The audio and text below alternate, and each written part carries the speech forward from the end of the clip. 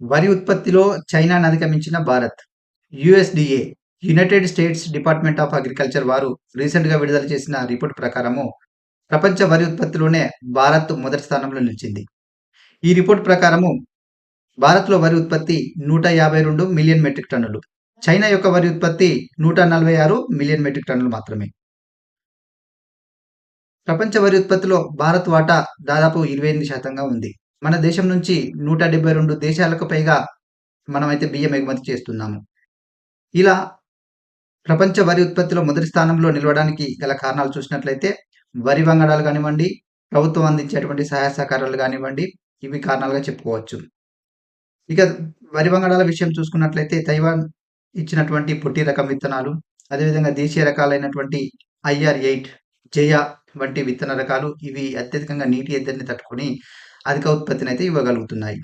ఇక గవర్నమెంట్ ప్రోత్సాహకాలు చూసుకున్నట్లయితే గవర్నమెంట్స్ ఇచ్చేటువంటి సబ్సిడీలు, కనీస మద్దతు ధరలు, ప్రభుత్వ మద్దతు, అదేవిధంగా మన దేశంలో అనుకూలమైనటువంటి వరి సాగుకు అనుకూలమైనటువంటి భౌగోళిక పరిస్థితులు, అంటే అధిక విస్తీర్ణంలో వరిని సాగు చేయడము, మెరుగైన నీటిపారుదల సౌకర్యాలు ఉండడము, ఇట్లాంటివి కారణాలుగా చెప్పుకోవచ్చు. ఈ కారణాల చేత మన దేశంలో మన ప్రపంచంలోనే వరి ఉత్పత్తిలో మొదటి స్థానంలో నిలవగలిగాం. ఇక వరి సాగు విషయానికి చూసినట్లయితే వరి యొక్క శాస్త్రీయ నామం ఒరైజా సటైవా. ఇక భారతదేశంలో అధిక శాతం మందికి ఈ వరి అయితే ప్రధాన ఆహార పంటగా అయితే నిలిచింది. మన దేశంలో భౌగోళిక పరిస్థితుల ఆధారంగా అత్యధిక విస్తీర్ణంలో వరిని అయితే సాగు చేస్తున్నాం. ఇది దాదాపు 120 రోజుల ఆహ్, పంట. ఇది ఎక్కువగా ఖరీఫ్ సీజన్‌లో పండిస్తారు. రబీ సీజన్‌లో కూడా పండిస్తారు. దీనికి అనుకూలమైనటువంటి వాతావరణాలు చూసుకున్నట్లయితే ఇది ఒక అర్ధ ఆయన రేఖ పంట.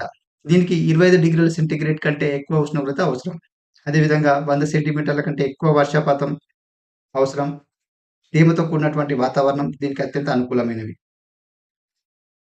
ఇది ఎక్కువగా మన దేశంలో ప్రాంతాల వారీగా చూసుకున్నట్లయితే ఉత్తర భారతదేశ మైదానాలు, అదేవిధంగా తూర్పు తీర మైదానాలు, అదేవిధంగా నది ఆధారిత డెల్టా ప్రాంతాలలో అధిక విస్తీర్ణంలో ఈ వరి సాగు అయితే చేయడం జరుగుతుంది. ఇక రాష్ట్రాల వారీగా చూసుకున్నట్లయితే ఎక్కువగా వరి సాగును వెస్ట్ బెంగాల్, ఉత్తరప్రదేశ్, పంజాబ్, హర్యానా, తెలంగాణ, ఆంధ్రప్రదేశ్ ఇట్లాంటి రాష్ట్రాలలో ఎక్కువగా వరిని సాగు చేస్తున్నారు.